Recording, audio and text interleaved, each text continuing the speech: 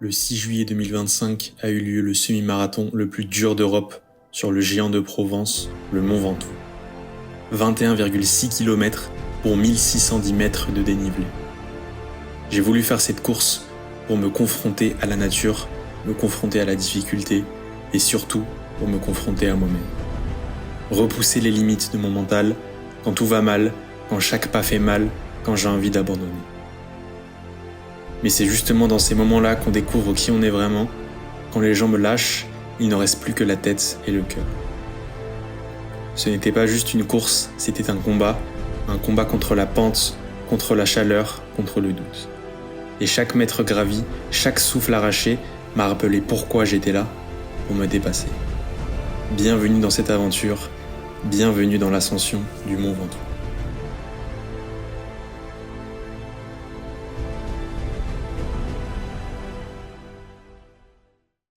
J-7 avant la course. Je viens d'arriver sur le lieu où va se dérouler celle-ci. Du coup, c'est mon premier entraînement avec du dénivelé sur route et c'est vrai que c'est totalement différent que le tapis. J'ai pas l'impression que ce soit plus dur ni plus simple, c'est tout simplement différent. Sauf que aujourd'hui, ma seule possibilité pour m'entraîner, c'était vers 17-18 heures. Et il fait encore 34-35 degrés. Et ce que j'ai fait, c'est que je suis parti d'un point en hauteur pour commencer ma course en faisant que de la descente et ensuite remonter. Là, il fait très chaud, donc mes BPM, mon rythme cardiaque va très très haut, très très vite. Mais ça n'a pas l'air de me fatiguer. Donc je suis plutôt confiant, même si là, encore une fois, c'est la première partie de la course qui est la plus simple. Et de toute manière, je parlerai plus en détail plus tard dans la vidéo. Ma stratégie pour cette course pour réussir à faire moins de 2 heures. Mon premier approche avec le Ventoux en courant réellement. Et j'ai fait la première partie qui est la plus simple. Comme je l'ai dit, je l'ai faite sous 34-35 degrés. Je pense que là, il doit faire 34. C'est dur, je le savais. Mais là, c'est la deuxième partie qui est derrière moi qui va être très dure. C'est la partie avec elle a plus de 10% de dénivelé de pente positive en moyenne.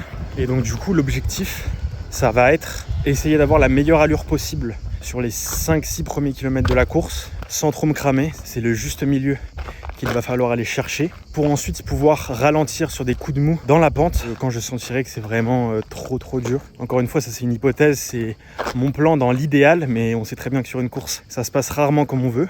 Dans tous les cas, ce qui est excitant, c'est que ça va être la course la plus dure de ma vie, ce qui est normal, mais c'est que je sais vraiment absolument pas si je vais réussir à faire moins de 2 heures. Vraiment, je n'en ai aucune idée. Je sais qu'il ne faut pas sous-estimer la nature. Et là, la nature, elle monte beaucoup. Il va falloir monter tout là-haut. Je sais pas si on va le voir. 1600 mètres de D+, ça va être hard en 2 heures. J'ai à la fois hâte et j'ai à la fois tellement peur. Tellement peur, mais bon. C'est ça qui est excitant. Et dans tous les cas, peu importe le résultat, j'ai tout donné pour y arriver. Et dans tous les cas, je serai très fier de moi, quoi qu'il arrive. On est J-5 avant la course. Et j'ai un peu mal partout. J'ai un peu une grosse appréhension de la course. Mais bon, je me dis que c'est normal. Et je relativise en pensant que l'année dernière, 9 jours ou 7 jours avant le 100 km, j'avais eu un gros lumbago. Je pouvais même plus toucher mes genoux avec mes mains. Et j'ai quand même fait les 100 km. Donc bon, je relativise. Là, je fais un footing 45 minutes. Vraiment récup parce que je sens que je suis vraiment fatigué. J'ai les mollets très lourds, très durs. Donc il faut que je me repose pour pouvoir monter le Mont Ventoux qui est devant moi. Ah, ça fait vraiment peur de le voir aussi grand. Puis aussi il y a des conditions particulières, là il fait 36 encore, ou 35 peut-être, donc c'est un peu dur de courir sous ces conditions. Mais bon, le taf doit être fait, donc le taf va être fait. Et on se retrouve demain, j'ai 3 fois 1 km allure course il me semble. Donc je vais pouvoir les faire sur cette montée parce que c'est une montée à 4, 5, 6% suivant les passages, donc ça va être bien. On est le lendemain de hier, ouais c'est logique. On est le lendemain du footing de 45 minutes. Ça va, j'ai beaucoup moins de douleur, mes jambes sont un peu plus réactives.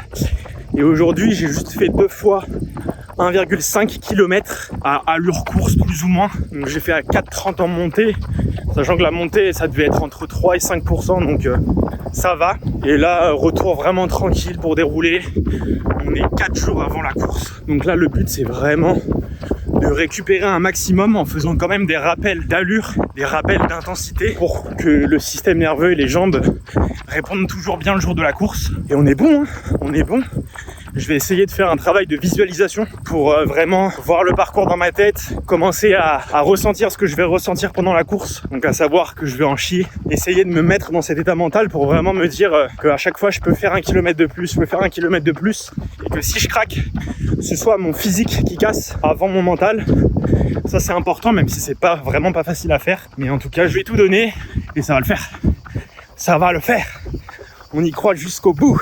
J-3 avant la course. On va parler aujourd'hui de la stratégie que je vais adopter dimanche. Il faut savoir que la course, elle se divise en 3 blocs. Il y a la première partie qui fait environ 5-6 km où il y a 4,5% de côte moyen. Donc, c'est cette partie où je vais devoir prendre un maximum d'avance sur le reste, mais sans trop me fatiguer, sinon j'ai beaucoup plus de chances d'exploser ensuite. La deuxième partie, qui est la plus compliquée, c'est une partie qui fait une dizaine de kilomètres, mais avec un pourcentage de côte moyen de 9,4%. Donc c'est vraiment un véritable mur. Et sachant que c'est une moyenne, donc il y a des portions peut-être à 12, à 13, des portions un peu moindres aussi. Mais dans cette partie, en fait, je vais devoir vraiment gérer mon effort pour ne pas exploser, mais aussi garder un minimum de vitesse pour réussir à atteindre mon objectif qui est de 2 heures. Et enfin, la dernière partie, jusqu'au sommet, c'est environ 7,8% de côte. Donc ces chiffres, je les sors du mail que l'organisation nous a envoyé. Et sur cette partie, en fait, c'est vraiment la seule partie où je vais courir à mon allure visée, qui est de 5,30 au kilomètre.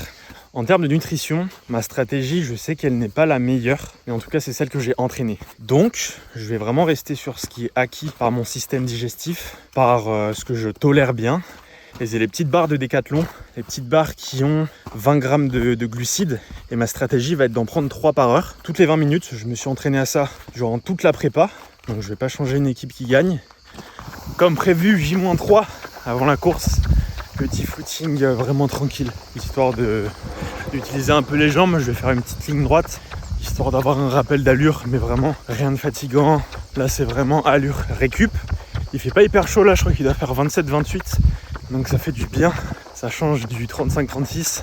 Et ce que j'ai fait avant, c'est que j'étais sur Google Street View et j'ai fait toute la course pour essayer d'avoir quelques points de repère mentaux pour justement m'aider en cas de coup de mou. Par exemple, dans la deuxième partie de la course, j'ai repéré 2-3 endroits, soit des monuments, soit des maisons, pour me dire, ah, ok, je suis à cette maison, j'ai passé cette maison, il me reste 2-3 km avant d'arriver au prochain ravito, avant de terminer la deuxième partie, etc. Et comme ça, en fait, ça pourra me servir mentalement pour m'aider et me dire, ok, je fais encore 3 km de plus à cette allure. Et dès que j'arrive à la maison, je me dis, ok, c'est bon, j'oublie ce que je viens de faire. Encore 2 km, encore 1 km, encore 1 km. Et c'est comme ça, je pense que je vais y arriver mentalement à justement arriver au bout. Demain, on ira chercher le dossard. Je filmerai ça. Et puis voilà, bien manger, bien dormir. Et ça va très vite arriver. Et puis ensuite de l'égalité libre, je suis dans la commune de Saint-Denis et puis naturellement parce que c'est... J-1 avant la course, j'ai récupéré mon dossard 1738, donc j'espère que ça va me porter chance, on verra. Et j'ai aussi eu un tote bag qui est beau, en vrai en jaune comme ça, avec une bouteille de blanc à boire de préférence après la course. Et après, un jus pomme-poire qui a l'air pas mal. Et un gel framboise, c'était? Non, attends. Pamplemousse. Pamplemousse. Bon, je vais pas le tenter pendant la course parce qu'on sait jamais. Après, j'aurai la chiasse encore. Donc ça va être chiant. Et là maintenant, petite glace pour recharger en glucides. Et après, on va essayer de manger tôt pour bien dormir. Et demain, réveil à 5h ou 4h45. On verra demain. C'est 5 heures. C'est tôt 5 heures, mais voilà, mon sommeil, bon, ils mettent sommeil normal avec une VFC normale, donc bon, c'est plutôt pas mal. Je vais faire le même déjeuner que d'habitude, un petit yaourt, du chocolat noir, des amandes. Et après, je vais me réveiller un petit peu de mobilité, je vais aller un petit peu marcher. Il est 5h15, ça va, là, je suis bien réveillé, j'ai bien mangé et en faisant ma mobilité, j'ai une habitude que je fais tout le temps avant chaque course. C'est que je me regarde la même vidéo à chaque fois. Elle fait 19 minutes et c'est celle-ci.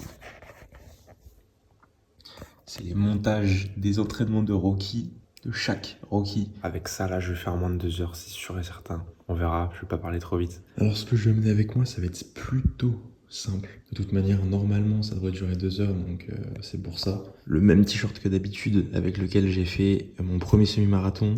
Le marathon, il me semble aussi, les 10 km. Donc, il me porte chance, c'était mon t-shirt de hand à l'époque. Le dossard que je vais bien évidemment accrocher. 1 litre d'eau, donc avec un petit peu de sodium.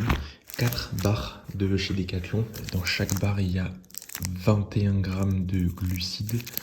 Comme j'ai précédemment dit, c'est pas forcément les meilleurs, mais bon, je les aime bien et elles passent bien.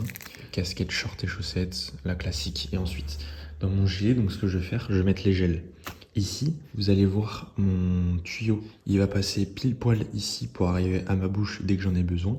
Ici, mon téléphone pour pouvoir l'attraper rapidement et pouvoir filmer tout ça. Donc là, il est 5h48. J'ai mangé, j'ai fait réveil musculaire, tout ça.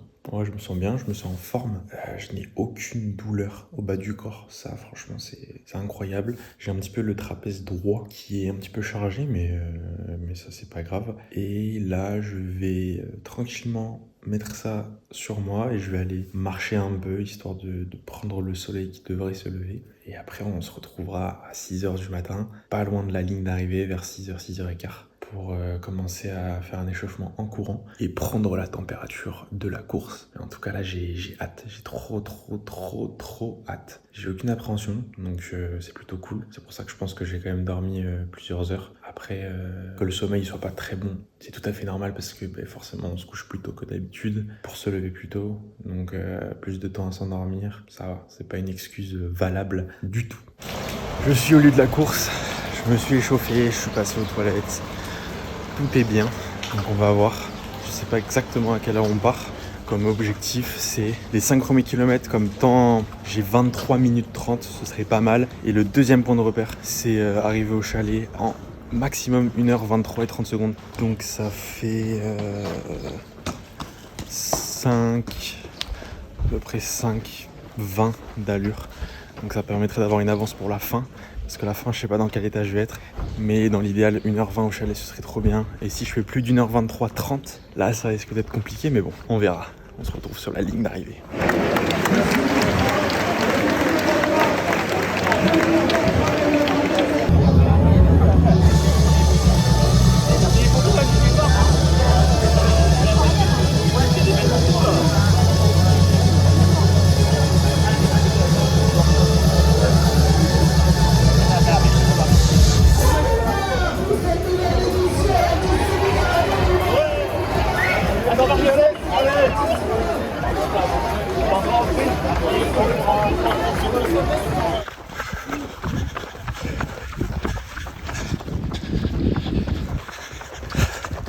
Ah, c'est super dur. Putain. Je suis 1 minute en retard. On va voir.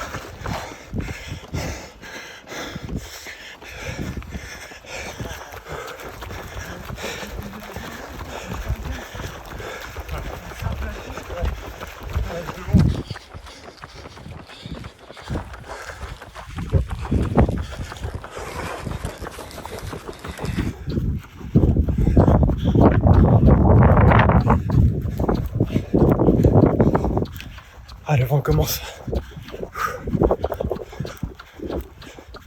On arrive au chalet, au 15e. Bon allez, on a fait le plus dur. On est arrivé au chalet, un petit coca, une petite banane. Et là on court. Je vais essayer de faire le meilleur temps possible. Même si là les 2 heures c'est déjà mort. C'est pas grave. Je fais du mieux que je peux. Allez, on va au sommet. Encore 5, plus de 5 km. Là, je marche vite pour récup. Il y a le vent qui commence. Ça va être chaud.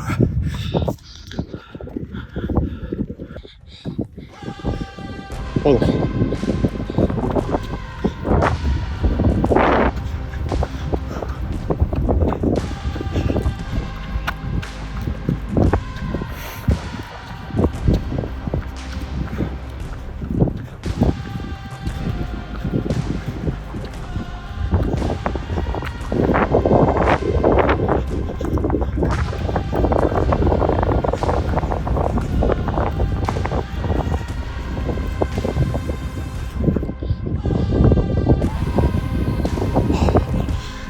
Putain, faut que je cours là.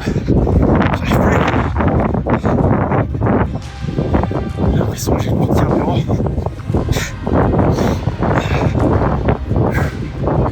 Allez. Allez.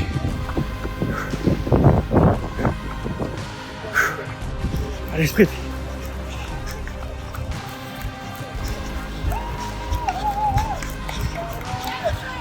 Putain.